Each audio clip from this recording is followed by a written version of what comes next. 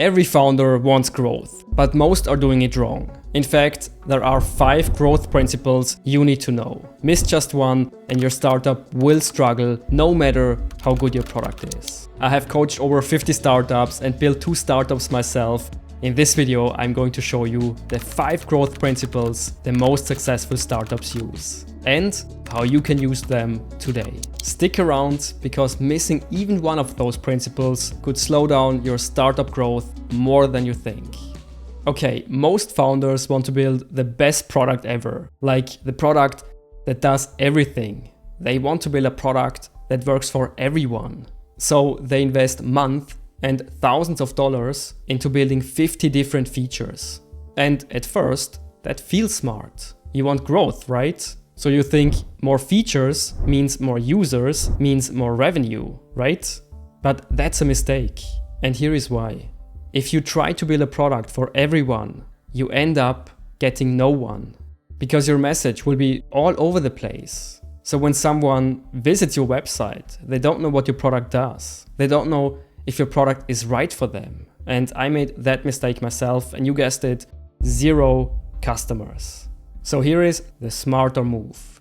Go all in on your ideal customer. You need to become really specific about who you are building your product for. Like, who are your customers? How do they think? What do they want to achieve? And when you know exactly who you are building your product for, everything becomes easier. That's what I love most about it. Your messaging becomes clear, your product becomes simpler, and you don't waste months on features that nobody really wants. So how do you know who your target audience is, your ideal customers? You build personas. Think of personas like made-up customers, but based on real people. So you give them a name, a face, and a story. And to make them real and understand how they think, you answer 3 questions. What keeps my customer up at night? What motivates my customer to solve the problem? And how does success look like to my customer?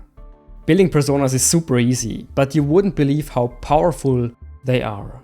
Because once you clearly understand who your target audience is, your startup can grow faster. So if you haven't defined your personas yet, block off some time this week and get it done.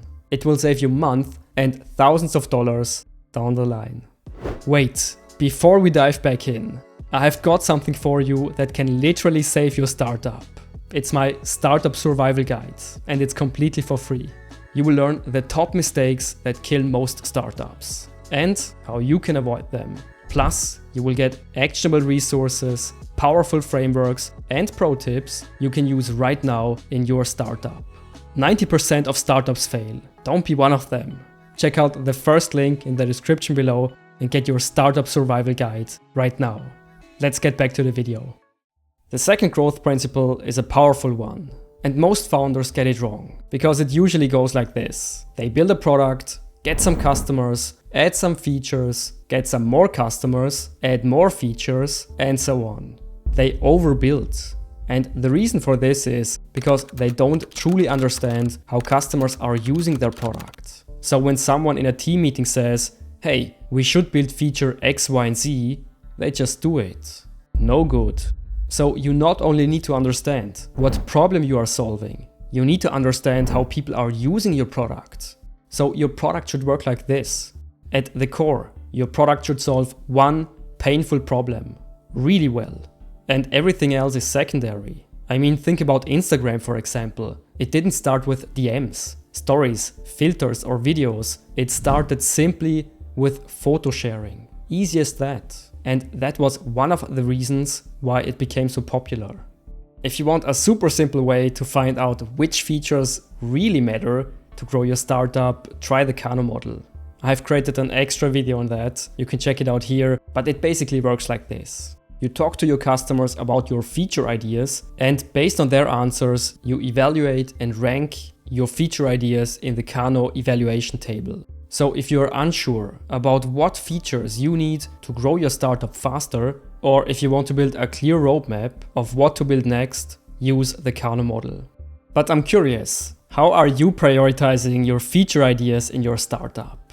Did you just put your features on your roadmap, or are you using a framework? I would love to hear your thoughts in the comments below. When you talk to a lot of founders and you ask them what growth means to them, they will tell you it means getting more customers. So that's their number one goal. They use ads, email, cold outreach, content marketing, and hey, that can work. But most founders forget the second part of it. You need to keep those customers. If you are constantly adding new customers who quickly leave, that's not growth. That's more like pouring water in a bucket with a hole in the bottom. It just doesn't work. So the most successful startups, they don't focus on getting more and more customers. They focus on keeping those customers. And this is especially important for SaaS companies like Netflix or Spotify. I mean, think about if they lose half their customer base every other month. So keeping your customers is where real growth is, because they buy more, they stick longer, and most importantly, they recommend your product to their friends and family. So how do we make customers stay with us longer? One of the most important concepts you need to understand is that when a customer buys your product or tries your free demo, they want this one single outcome you promised them. Simple as that. No extras, no fancy stuff, only the one thing you promised them. So your goal is to give them what they came for, as fast as possible. That's the so-called aha moment. The magic moment when people say, yes, this is exactly what I wanted. And here is the important part. The longer the time to value, the longer the time to this aha moment, the more people will leave. But if you bring people immediately to this magic moment, to this aha moment, they will stay. So I want you to take a second and think about your own startup. How long does it take people to get to the aha moment? Do they have to read a lot, fill out a form, maybe create even an account? Remember, cut all that stuff that is not important and bring people fast to the aha moment.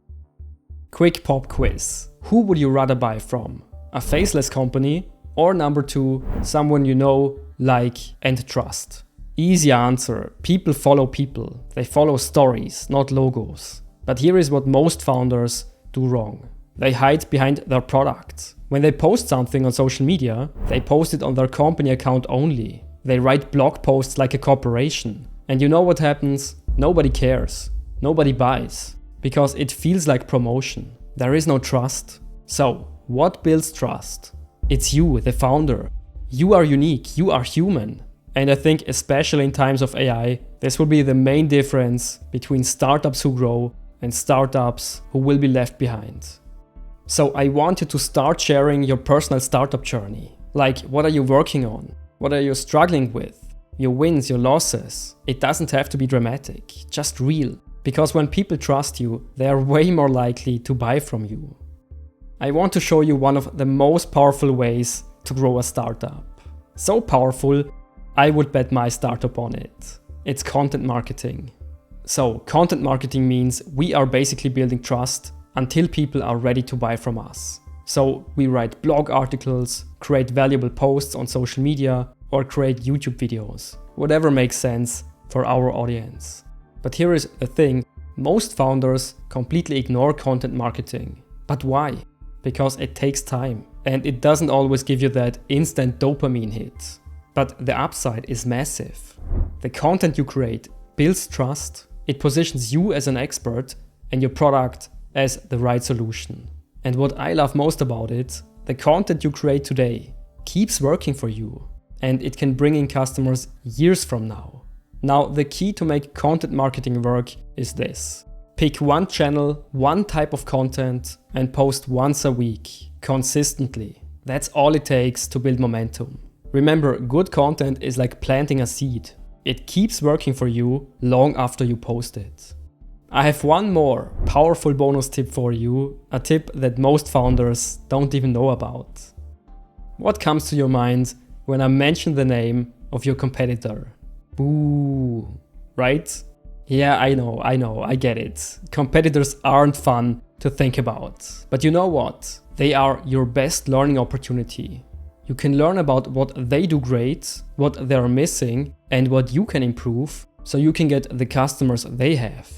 So I recommend start studying your competition. Like, sign up for their products, watch their onboarding, read their reviews, especially the bad ones. Those comments are gold.